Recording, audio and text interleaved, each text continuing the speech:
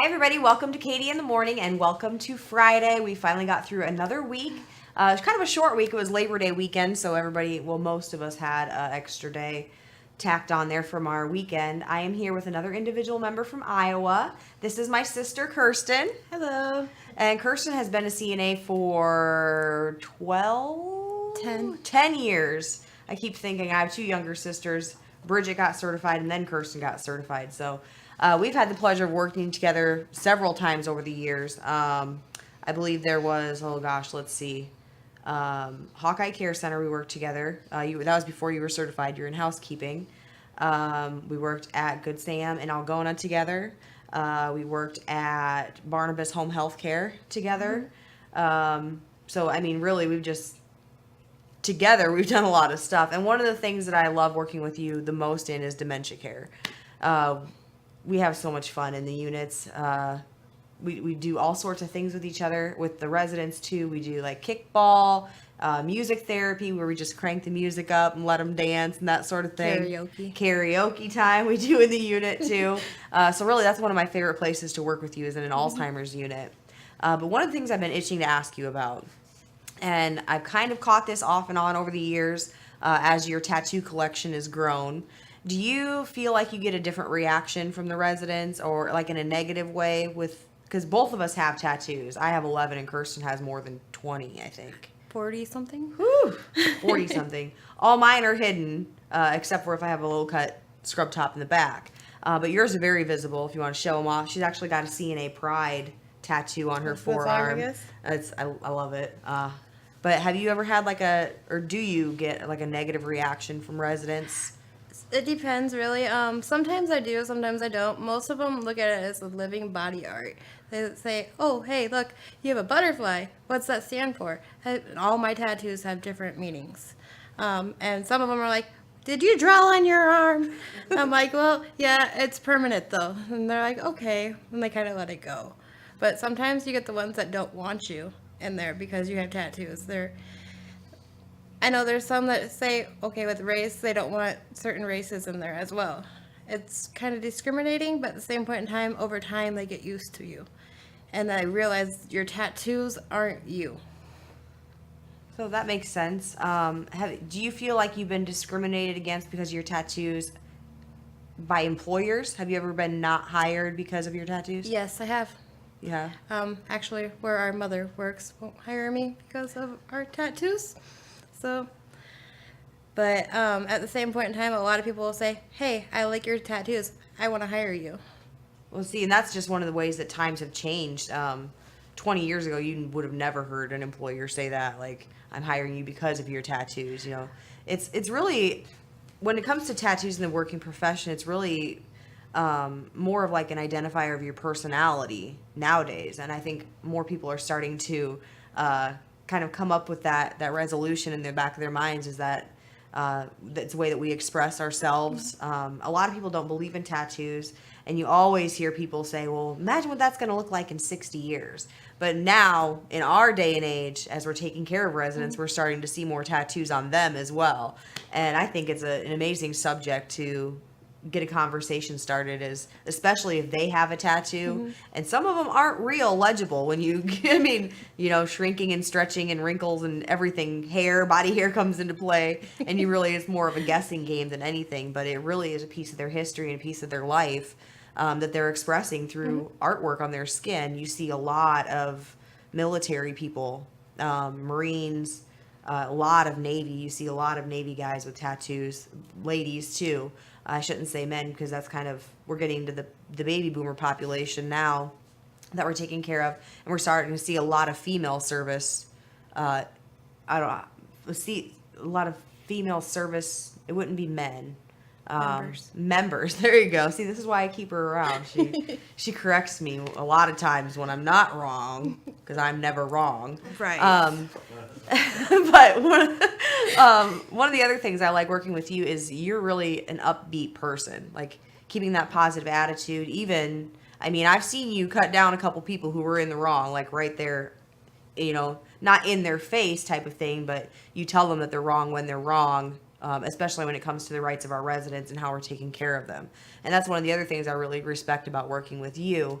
But how do you keep that positive attitude, like, on a daily basis? We both have kids. We both have children. My niece Adeline is Kirsten's daughter, who is 6 months younger than my oldest and 6 months older than my second. So, I mean, they just run right in a row. It's Brock, Addie, Levi, Clara, and Nicholas. I mean, just right in a row. And that work life and the home life can get really, really busy. If you're having problems at home, getting frustrated with the kids, how do you kind of like switch that mentality when you're going to work? Honestly, you have to leave your home life at home. You got to leave it at the door because you cannot bring it into the workplace, into somebody else's home.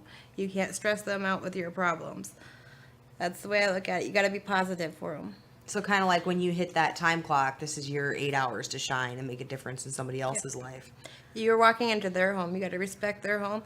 If they don't want you in their home, then you need to find somebody else they want. That's probably the most perfect answer I could think of in the back of my head too.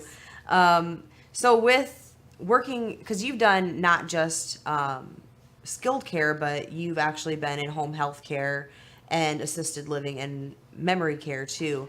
What is your preference as far as that goes? Honestly, none of them. I would prefer mental health. Oh, I I forgot about that one. Yeah. You do mental health too. I prefer mental health. I like working with the mentally ill. It teaches me a lot, and it honestly gets me in shape because there's a lot of running involved. And So- do you think, because you actually do the NACA courses as well online, I know because I grade your essays too, and I'm not biased by any means, guys, and let me tell you that we buy the books when it comes to the essays, and actually I think we've had a couple spouts between the two of us just because the essays sometimes ask for very specific answers, very specific subjects that pertain to the education module. And you actually called me one time and you're like, why did you send this essay back? And I'm like, just calm down, go over it one more time. They're looking for something very specific. And then afterwards, you're like, oh yeah, I get it. But that's just the sister thing. That's not the coach and CNA thing. And now I totally forgot where we were going with that. Where are we going? Oh, okay, yeah. So working in so many different fields as far as home health care, assisted living, skilled nursing, and mental health. Do you still feel like the NACA classes help you in those sort of ways? Like, is there still learning tools in there for other settings besides long-term care? Yes, there is. Actually, if I have any questions on it, I just call down. If I don't talk to you personally, I talk to another member. So perfect. So- We're going to go, I think we almost skipped our break, but we're going to slide it in there. We're going to take a short break, and when we come back, we're going to talk to Kirsten just a little bit more.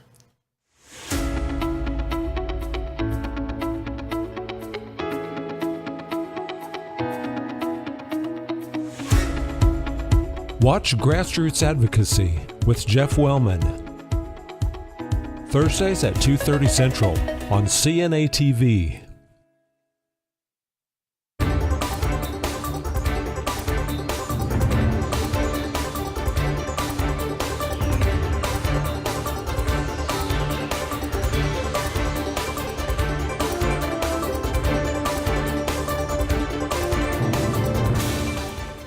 Tune in to CNA TV every Wednesday at 3 p.m. Central Time for long-term care news with Dane Henning. Welcome back to Katie in the Morning. Today we're here with an individual member from Iowa. It's actually my sister Kirsten. She is the baby of the family, by the way. I forgot to mention that. There was one more question that I had for you. So we're kind of like the borderline between and nobody take offense to this, please, the older generation of CNAs and the millennial generation. Actually, you are a millennial. So do you see any like fluctuation in the way that you're treated at work by older CNAs as compared to younger CNAs? Depending on where you're at. I mean, there's some facilities where the older ones were kind of grouped up. And the newer generations, I know it's going to sound kind of biased, but they're kind of like the DON's pets. So they get away with a lot more than what us older ones do. Okay, so with the younger generation, they say that, and I agree with you, and then I agree to disagree with you at the same time because, and this is just an open conversation. She was not warned about this before we went on air today. With the younger generation, this is kind of how we work too. We just kind of talk stuff out and then Banter. with each other, or banter, something like that. With the younger generation, millennials, they say, are harder to get to work, like harder to get them to work. I disagree with that a little bit, and this may be the Lori Porter influence on me too. Millennials, I mean, generation to generation, the generation before me said that we didn't want to work hard. The generation that came after me, we said they didn't want to work hard, and now that generation is saying that the generation under them, it's hard to get them to work. With the millennials specifically, I think it is not that they don't want to work, it's just they don't want to put up with all the BS around it. Like, they want to come in, they want to get it done, and they want to leave. And I think that's where the pet thing comes in with the DONs, because they're not afraid to go say something, as compared to the older generation of CNAs. If we had a problem, we kept it to ourselves and we just went about our day. We may be the type to kind of hold grudges a little bit, and I think we've both seen this. I've been one of them that does that, where if something happens, I'll talk about it and talk about it and talk about it and talk about it for the rest of the day until it's out of my system. But that's one of the things that NACA changed about me is I stopped holding that grudge and stopped spreading that negativity around to everybody else. So that's my opinion about the difference in the generations. And it does depend on where you work too.